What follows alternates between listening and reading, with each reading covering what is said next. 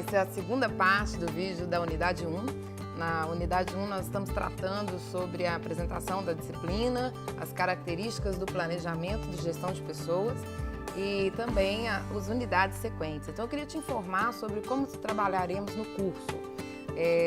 O líder que nós estamos considerando espiritual, você que está sendo formado, né? Ele atua na sociedade salarial. Essa sociedade ela é pautada pelo capitalismo, onde o salário, a venda da força de trabalho que estávamos comentando, né, é uma condição de mais-valia, assim definido pela economia. E o trabalho apresenta um contexto central e uma condição de sobrevivência física. Alude para uma compreensão de como as organizações atribuem as responsabilidades às pessoas, as remuneram, avaliam e também desenvolvem ações para propiciar o aprimoramento da mão de obra. Considerando assim, planejei a disciplina na intenção de sensibilizar o teólogo, o ministro, como um objetivo, né, que nós temos, quanto ao planejamento e implantação de programas estratégicos de gestão e de crescimento de pessoas, para que isso seja coerente, firmado, definido, pensado, no contexto do rebanho que você está trabalhando, no contexto da organização onde você está desenvolvendo projetos sociais, que você também possa pensar nos programas estratégicos de gestão e de crescimento das pessoas que atuam com você na organização. Esclarecer quanto à organização em função de cargo, salário, plano de carreira, refletir na luz do embasamento administrativo legal, as leis que nós temos e sobre a aplicação bíblica disso. E o outro objetivo idealizado é favorecer a compreensão de como podem ser realizados processos de recrutamento e seleção de pessoal de forma que seja idôneo e favorável para a organização e a comunidade de fé e prática, nesse ambiente onde nós estamos, onde as pessoas se relacionam, a informalidade às vezes é muito vigente e isso traz prejuízos à organização. Nós temos que saber lidar com as pessoas e saber lidar com os objetivos e a missão da organização.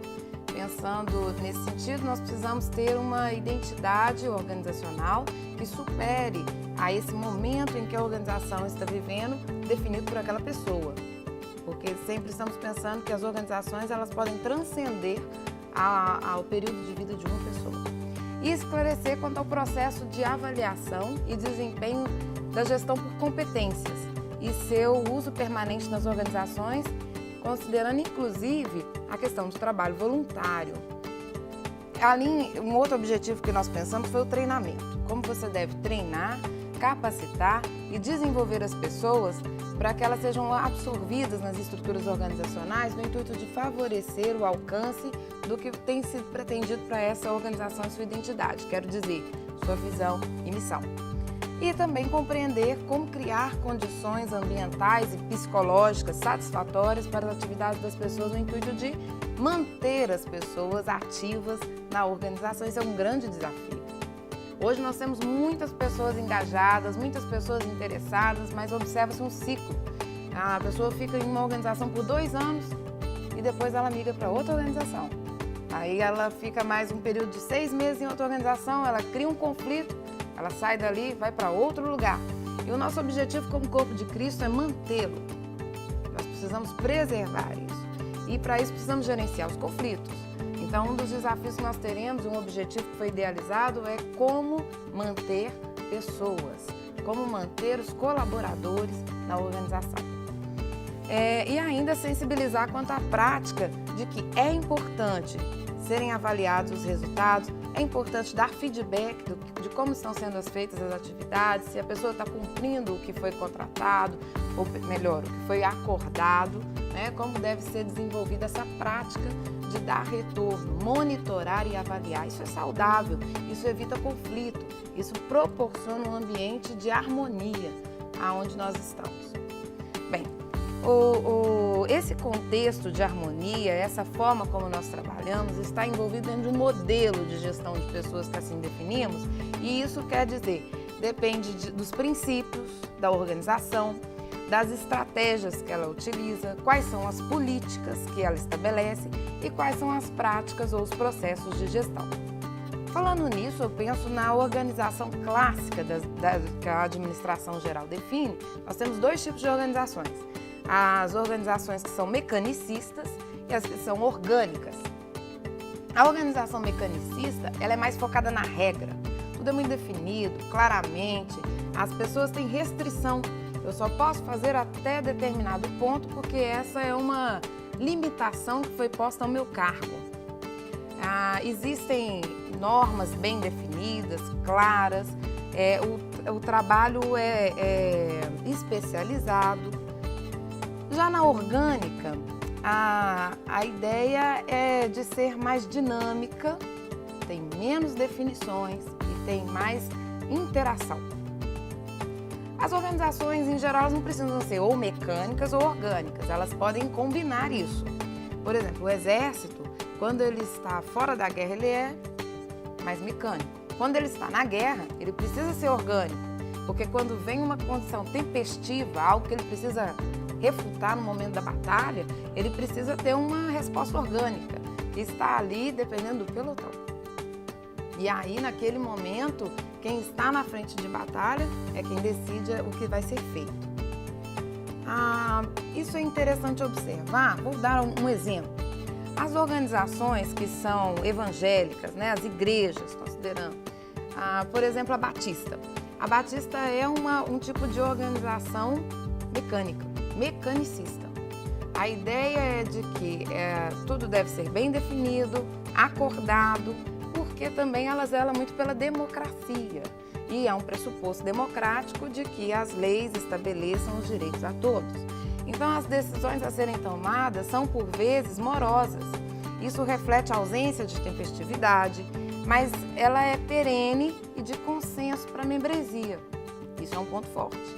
Quando um novo membro adentra a comunidade, ele se sente confuso, porque ele, com o passar dos anos, ele tem que entender como isso absorve, qual que é a cultura, e demora um pouco para absorver. Só que nesse modelo, os conflitos pessoais são minimizados, porque está se falando de uma estrutura e não de uma pessoa. E não existe constrangimento em divulgar quais são os direitos e deveres das partes. Só que o excesso do modelo, a rigidez que vai se estabelecendo ao longo dos anos, pode engessar a estrutura e isso vai impedir que a organização atualize e dialogue com uma sociedade menos propensa à rigidez dos regulamentos e controles. A gente pode até dizer que isso é cíclico. Uma geração é mais estruturada, é mais legalista, é mais definida, burocrática. A outra organização é mais orgânica, a outra geração ela é mais orgânica, menos ligada a regras. O que podemos observar com os neopentecostais, eles têm menos tempo de tradição e eles estão mais focados no modelo organicista. Com o passar do tempo também, isso sofre alguns impactos, né? Porque está centrado tem menos regras e procedimentos, é mais contextualizado, é mais momentâneo, não tem uma hierarquia muito bem definida. E aí, por exemplo, para fazer uma sucessão em uma igreja neopentecostal, o processo é bem mais, uma sucessão pastoral, é bem mais dinâmico.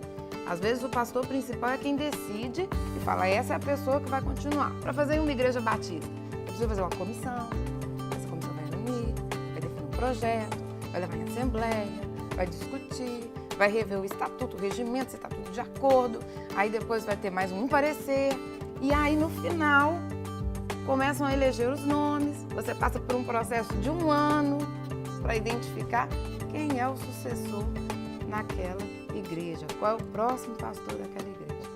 Observa isso, em uma, o modelo é muito mais dinâmico, rapidamente se identifica, não tem que prestar tanta informação. E na outra ele é mais demorado. Contudo, nós estamos falando de organizações que têm um tempo de vida muito diferente. As organizações ao longo dos anos tendem a inserir mais burocracia no seu processo.